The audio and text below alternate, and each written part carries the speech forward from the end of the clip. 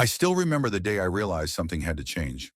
I was 89 and struggling to recall little details, like where I'd placed my glasses or why I'd walked into a room. My family was worried, and so was I. The fear of losing my independence kept me awake at night. See, it wasn't just about misplacing keys. It was about losing pieces of my own life. It felt like watching someone slowly erase the pages of my favorite book, one chapter at a time. But then I stumbled upon an approach called chunking. To my surprise, this simple technique quickly became the lifeline I never knew I needed. Suddenly, I was remembering grocery lists without writing them down, recalling faces from years ago, even regaining that sense of confidence every time I walked into a conversation, knowing I wouldn't have to pause awkwardly, searching my mind for a name or a word. If you've ever worried about losing the precious memories you've built over a lifetime, you're not alone. Many of us experience those frustrating senior moments, and we tend to brush them off as an inevitable part of aging. But here's the truth. While memory changes are normal, they don't have to dictate the rest of our days. If we do nothing, we risk more than just forgetting where we placed the TV remote. We risk losing the essence of who we are, our treasured stories, the names of those we love, and the ability to engage confidently with the world around us. In the next few minutes, I'd like to share 5 key insights that turned my life around, each rooted in the chunking technique. By the end of this, you'll see a clear path to revitalizing your memory. You'll learn practical ways to remember important details without feeling overwhelmed or defeated. And if you stick around, you'll discover my favorite trick, the very last principle I'll discuss, that few seniors even realize can make memory improvement practically effortless. I'm not just spinning a feel-good tale here. This approach comes from decades of observing the patterns of seniors who refuse to let their age define what they can or can't do. I've also spoken with countless people in the field of cognitive health and read up on research pointing to cognitive resilience factors. So there's some real depth behind what I'll be sharing. You see, it's not just another trend. It's a method tested by people well into their 90s who've maintained sharp, vibrant minds. Before we dive in, I invite you to do something small yet significant. If you haven't already subscribed to this channel, or if you're new here, hit the subscribe button and tap the notification bell. That way you won't miss future videos on staying mentally sharp and living your best life in your golden years. If by the end you find this video helpful, drop a 1 in the comments. If it's not quite what you're looking for, type 0 so I can continue improving and serving you better. Now let's explore how chunking can become your secret weapon against forgetfulness. The first life-changing principle I discovered is that chunking challenges the way we've been taught to memorize. You know how people often say, just write it down or repeat it 10 times. That's the traditional approach, pure brute force memorization. But from my own experience, it never really sticks for the long haul. In fact, most seniors I know still use the same methods they did as children, rote learning. The misconception is that simply trying harder with repetition will make the details stick. It might work short term, but it rarely keeps information accessible when you need it most. What's the bold, counterintuitive truth? We've been going about memory all wrong. Memory isn't just about storing information. It's about retrieval, how quickly and easily we can pull something out when we need it. Think about it this way. The mind is less like a muscle you strengthen and more like a library you organize. If you stash books, memories randomly, you can't find the one you want without sifting through everything else. But chunking allows you to categorize and label everything neatly. Imagine Mary, 77, who initially believed she just had a bad memory. Mary confessed to me that she would write down every single errand, phone number, and appointment. But even then, she'd forget where she put her lists. She was convinced it was just senior decline. Then one day I showed her how to group items into meaningful categories, like bundling errands by location or numbers by splitting them into smaller groups. For instance, if she had an 11-digit phone number, she'd mentally group it into 3 or 4 smaller segments instead of one long string. Within a couple of weeks, Mary started recalling phone numbers without reaching for a notepad. This shift made her feel in control again, and that sense of control was priceless. She felt pride in telling her grandkids, I remember your dad's new number by heart. No glasses required. How can you do this? Start simple. Instead of trying to memorize a whole grocery list in random order, group items by category, produce, dairy, meats, and so forth. Then imagine walking through the aisles in your mind, placing each product in its mental spot. When you create these small chunks, your brain only needs to recall the categories and the rest flows naturally. It's like turning a bunch of messy puzzle pieces into a picture that practically assembles itself. The emotional payoff of using chunking this way is immense. You feel less anxious and more confident. Those little mental slip-ups that used to rattle you become less frequent. You stop questioning your worth every time you say, "Oh, where did I put that again?" Instead, you start trusting that your mind has what you need right when you need it. And that feeling of trust in your own abilities is like a breath of fresh air.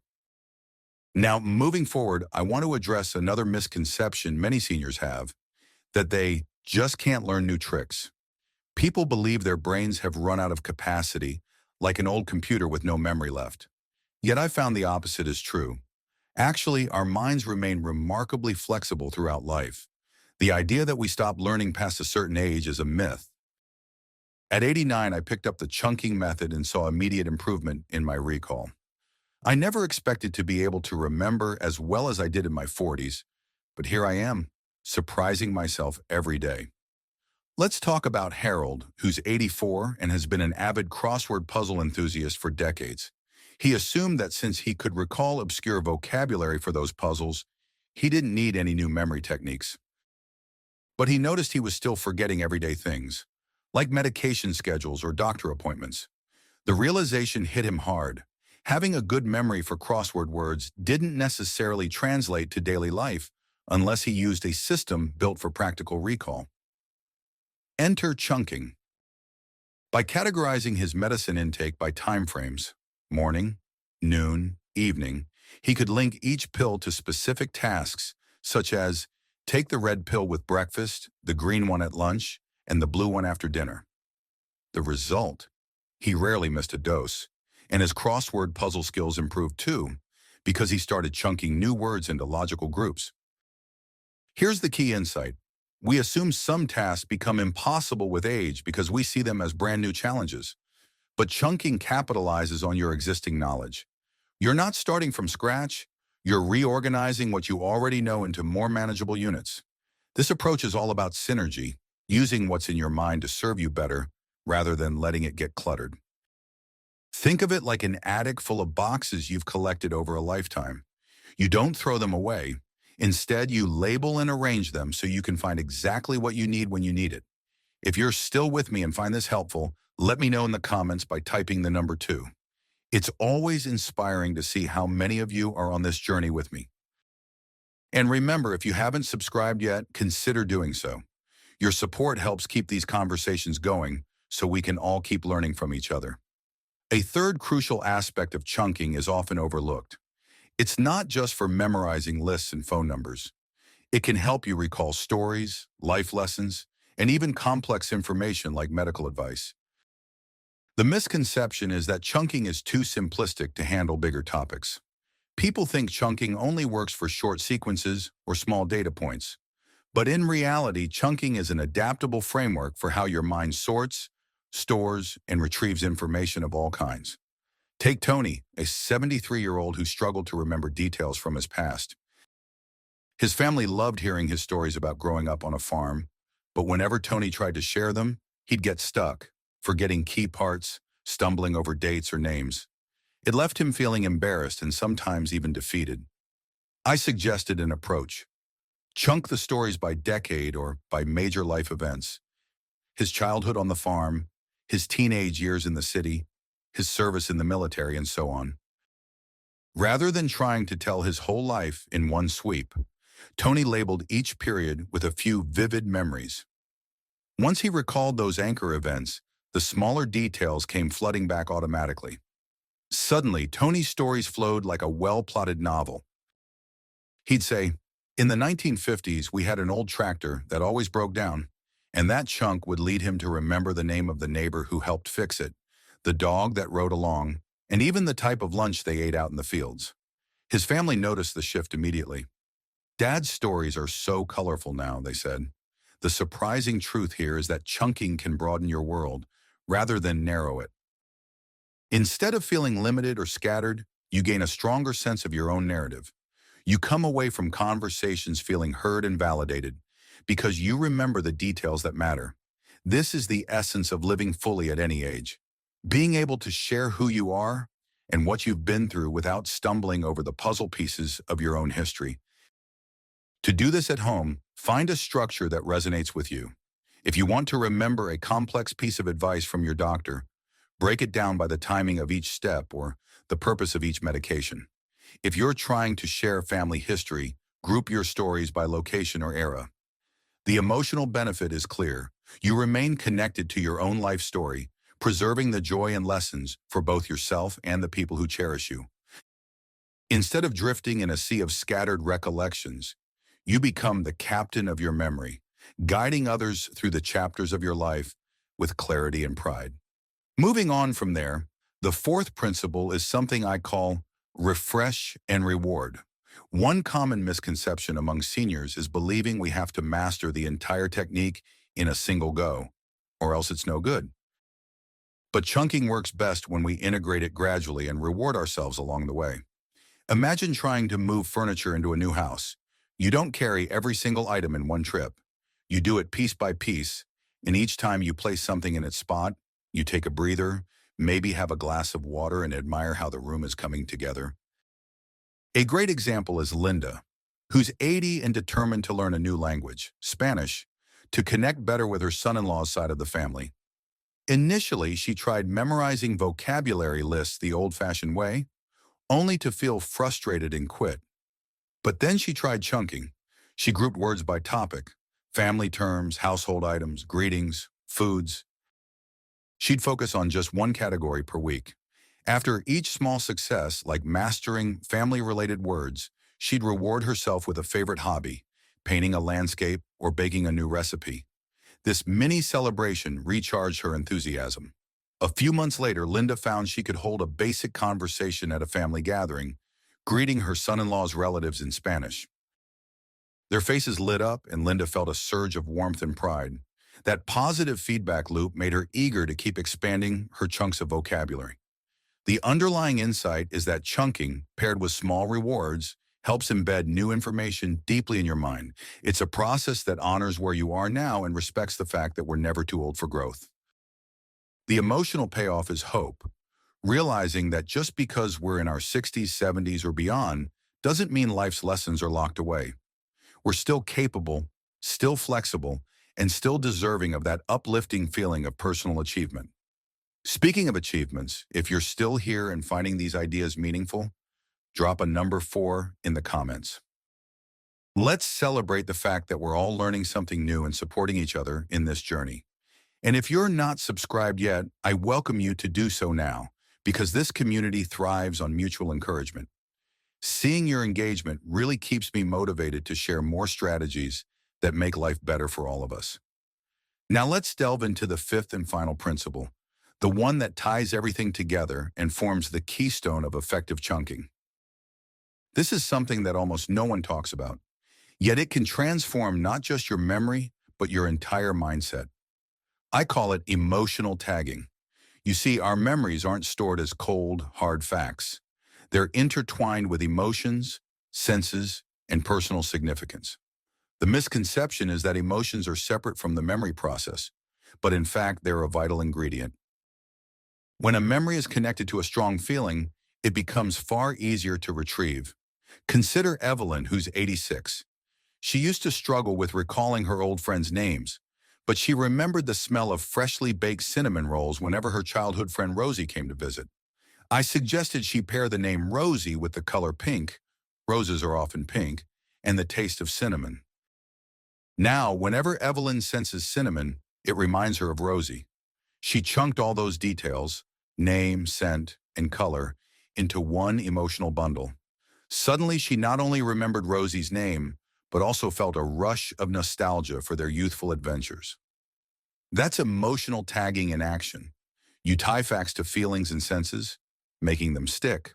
How can you apply this? Whenever you want to lock in a piece of information, ask yourself, what emotion do I associate with this? Could it be gratitude, joy, or excitement? Maybe it's relief or comfort. Connect that feeling to a sensory cue, like a smell, a color, a certain taste. It might sound a bit whimsical, but it's incredibly powerful.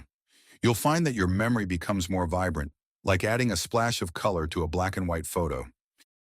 Emotionally, this step might be the most rewarding of all. Instead of feeling like your memory is a barren file cabinet, it becomes a living tapestry of your experiences. You tap into a sense of connection with your past, your present, and even your future hopes. Because this method invites you to remember what matters, not just what's necessary. It's an opportunity to enrich your daily life with little bursts of joy or solace as you retrieve memories that are lovingly tagged with something meaningful. Now that we've walked through these 5 life-changing insights, take a moment to imagine how your days might feel different if you truly adopt chunking into your life. Picture waking up and calmly remembering your to-do list without scanning endless sticky notes, or sitting with your grandchildren telling stories that make them go wide-eyed, fascinated by every detail. Remember, age is not the barrier we often think it is. The power to shape and reshape our minds lies within us at every stage of life. Let's bring it all together. We started by challenging the assumption that seniors just have to accept a failing memory. We replaced the old brute force approach with the idea of chunking, showing how it categorizes information in a way that respects how the brain naturally works. We looked at real-life examples: Mary recalling phone numbers, Harold managing his medication schedule, Tony reviving his life stories, Linda mastering Spanish, and Evelyn connecting memories to cherished emotions. Each person broke down complex tasks into manageable pieces, tied them to emotional cues, and found renewed confidence in the process. And let's not forget the sense of hope that came when they saw tangible results. Fewer forgotten appointments, deeper connections to loved ones, and an uplifting certainty that personal growth isn't bound by age. So why should you start today rather than next week, next month, or next year? Because every day you wait is another day you risk feeling that pang of frustration or that nagging sense of limitation. Life is too precious, too short, and too full of potential to let memory lapses hold you back. The earlier you begin, the sooner you'll see those small wins, like recalling a new friend's name at a social gathering or completing a long-forgotten song verse in perfect tune. Close your eyes for a moment and imagine the type of day you'd love to have. Perhaps it starts with remembering the exact breakfast your spouse loves, greeting them with it already prepared. Then you head out for a walk, effortlessly recalling each neighbor's name you encounter. Later, maybe you chat with a grandchild about their favorite cartoon character, remembering precisely which episode they liked best. At dinner, you share vivid stories from your past, inspiring younger family members to see you as a wellspring of wisdom. This isn't a fantasy. It can be your reality if you make the commitment to apply chunking to your daily routine. Now, I'd love to hear from you. Which of the 5 ideas resonated with you the most? Was it the concept of grouping items into categories, linking memories to emotions, or rewarding yourself with small treats for small victories? Share in the comments how you plan to use these techniques in your own life. Your insights might just spark the motivation another viewer needs to take that all-important first step. If writing it down feels like too much, just pick one quick takeaway. Sometimes committing even one idea to words can create momentum. I'd also like to invite you to take a small but significant step right now. If this video made you think differently about your memory or opened your eyes to new possibilities, go ahead and hit the like button. Subscribe to the channel and share this video with someone you care about. Maybe there's a friend or family member who could benefit from these strategies just as much as you have. When you share, you not only help them, but you also help yourself. Because teaching or discussing a concept is a powerful way to reinforce your own learning. I genuinely believe in your ability to make these changes. I've witnessed friends who thought they'd never remember more than a phone number or two transform into unstoppable memory keepers, delighting everyone with their newfound sharpness. If they can do it, so can you. Let this be a reminder that age doesn't have the final say in how our story unfolds. We get to decide if we'll keep learning, keep growing, and keep our minds as lively and flexible as ever. Thank you for joining me in this conversation, for lending your ear and your open heart. It's been a privilege to share these 5 key insights that turned my life around. My hope is that you'll carry them into your world and see just how far they can take you. Remember, your memory is a treasure trove, and with a bit of organization, emotion, and practical strategy, you can unlock it in ways you never thought possible. I'll be here cheering you on, celebrating every success, and eagerly waiting to hear about the new stories, details, and accomplishments you rediscover along the way. Until next time, keep believing in your mind's remarkable ability to surprise you, no matter your age.